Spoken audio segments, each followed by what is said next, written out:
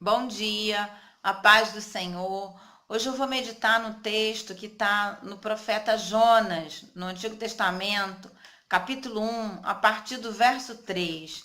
E eu vou ler a palavra do Senhor. Diz assim: Entretanto, Jonas decidiu fugir da presença do Senhor e partiu na direção de Tarse, isto é, jaspe amarelo, descendo para a cidade de Jope, ou seja, Formosa. Encontrou um navio pronto a zarpar para Tarsis, pagou a passagem e embarcou nele, a fim de ir para a cidade de Tarsis, tentando escapar da presença do Senhor. Contudo, o Senhor fez soprar um vento forte sobre o mar e caiu uma tempestade tão devastadora que o barco ameaçava arrebentar-se, e todos os marinheiros foram tomados de grande pânico, e cada um daqueles homens passou a clamar a seu próprio Deus. Em seguida, lançaram ao mar a carga do navio, com o propósito de deixar a embarcação mais leve. Jonas, no entanto, havia se refugiado no porão do navio, tendo-se deitado, e dormia profundamente. Por enquanto, até aí. Então eu vejo aqui que Jonas é um profeta do Senhor, alguém que está habituado a ouvir Deus, que tinha um relacionamento íntimo com Deus, e Deus dá a ele um comando, uma ordem: vai até Nínive, porque a maldade, a iniquidade daquele povo tem subido até mim. Vai lá e prega para que haja arrependimento. E Jonas, tomando as suas próprias atitudes, confiado no seu próprio senso de justiça, sai da presença de Deus e toma a direção oposta.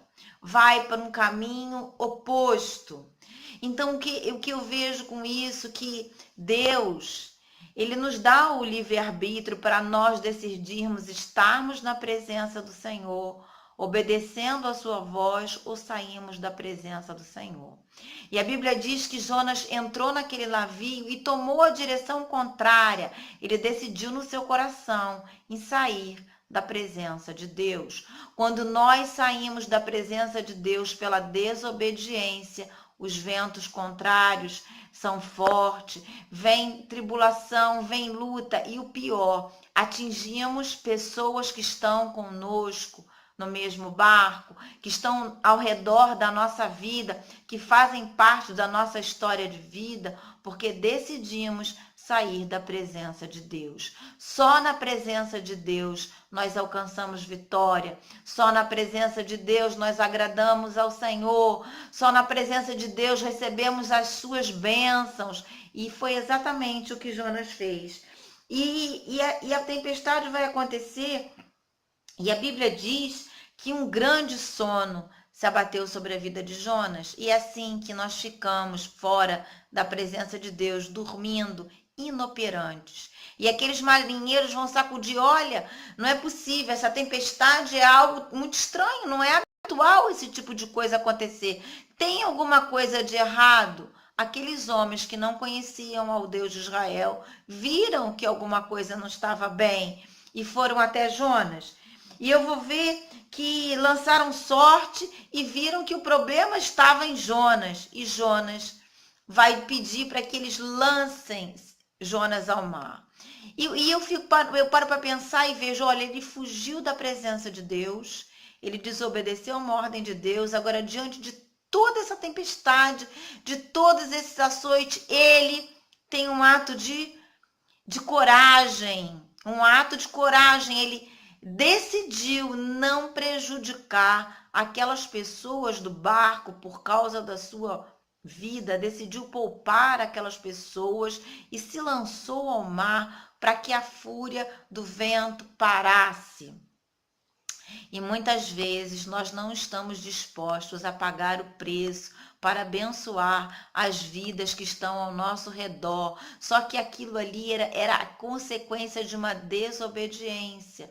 Que você tenha humildade de reconhecer que você às vezes erra e sai fora da presença de Deus e desobedece uma ordem que Deus mandou que você faça, porque Deus é um Deus de amor, Deus é um Deus de misericórdia, Deus é um Deus de novas oportunidades e de novas chances. E nós vamos ver que Deus vai enviar o socorro para o servo dele, vai enviar o peixe vai engolir Jonas, e Jonas ali vai ficar no momento sozinho, no momento de escuridão, de densas trevas, onde ele vai clamar, onde ele vai se arrepender, onde ele vai buscar a presença de Deus novamente. E o Senhor vai ouvir a oração do seu servo, e o peixe vai vomitar Jonas depois desses dias, e Deus vai dizer: levanta-te e vai até Nínive. O que eu aprendo com isso é que Deus nunca desiste de nós. Deus nunca desiste de cumprir em nós o plano dele. Deus tem para cada um de nós os seus projetos. Ele é soberano. Que hoje você creia na soberania de Deus sobre a natureza, sobre todas as pessoas, sobre a sua vida. E não saia da presença de Deus, não desobedeça aquilo que Deus te mandou fazer, aquilo que Deus te confiou a fazer, mesmo que você não entenda, né? Aquele povo de Nínive era um povo perverso, era um povo cheio de iniquidade, mas era um povo que Deus queria resgatar, que Deus queria demonstrar o amor dele. E por que que nós vamos impedir? E muitas vezes isso acontece hoje. Vemos pessoas mergulhadas em pecados, em iniquidades tremendas, pessoas sanguinárias, e muitas vezes o nosso senso de autojustiça fala mais alto e queremos tomar a posição de Deus. Isso não pode ser, porque Deus amou o mundo de tal maneira que deu Jesus para todo aquele que nele crê, não pereça, mas tenha vida eterna. A vontade de Deus é que ninguém se perca, mas que todos cheguem ao profundo e pleno arrependimento pela graça de Deus, que todos venham se arrepender, que todos venham se chegar ao Senhor. Quem somos nós para dizermos que aquela pessoa ou aquela outra nação ou aquele outro povo não tem direito ao acesso a essa graça maravilhosa que um dia me alcançou, que um dia te alcançou? Que você seja a boca de Deus, que você pregue o arrependimento, e Deus vai dar uma nova chance a Jonas, e Jonas vai até Nínive e vai pregar o arrependimento, e desde o rei e toda aquela população vai haver um grande mover, vai haver salvação, vai haver mudanças, e nós vamos ver que depois disso Jonas se sente frustrado.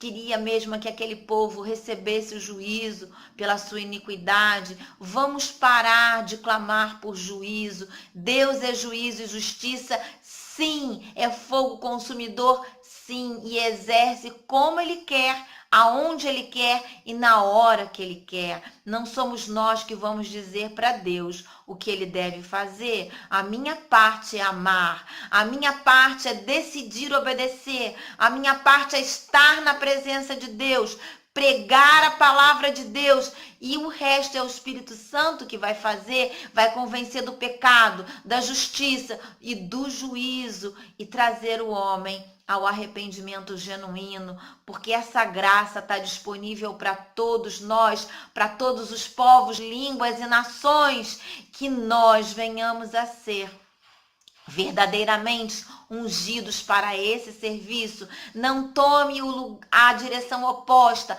vá em direção à cruz. Não entre no barco para se distanciar, vá até o lugar onde tem as almas acorrentadas e as libertem pelo poder do nome de Jesus. Em nome de Jesus, que você não traga dores para as pessoas que estão ao seu redor, mas traga bênçãos e vitórias, e creia que Deus é soberano. Era isso que Deus queria mostrar para Jonas, quando Jonas vai sentar para descansar do sol causticante, a planta que Deus fez crescer de um dia para o outro, Deus vai mandar um verme, vai acabar com a planta, e ele vai reclamar, e Deus vai dizer: eu não tive, você está tendo misericórdia dessa planta, porque eu não teria misericórdia de todas aquelas vidas. Ou seja, Deus ama a todos. Que nós venhamos ter isso ardendo no nosso coração, que o amor de Deus está acessível para todos. Não somos deuses,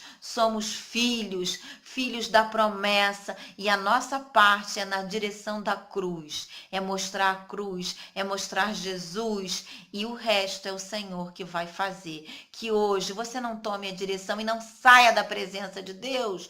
Quando saímos da presença de Deus e desobedecemos, causamos tempestade para as nossas vidas e para quem está no barco conosco.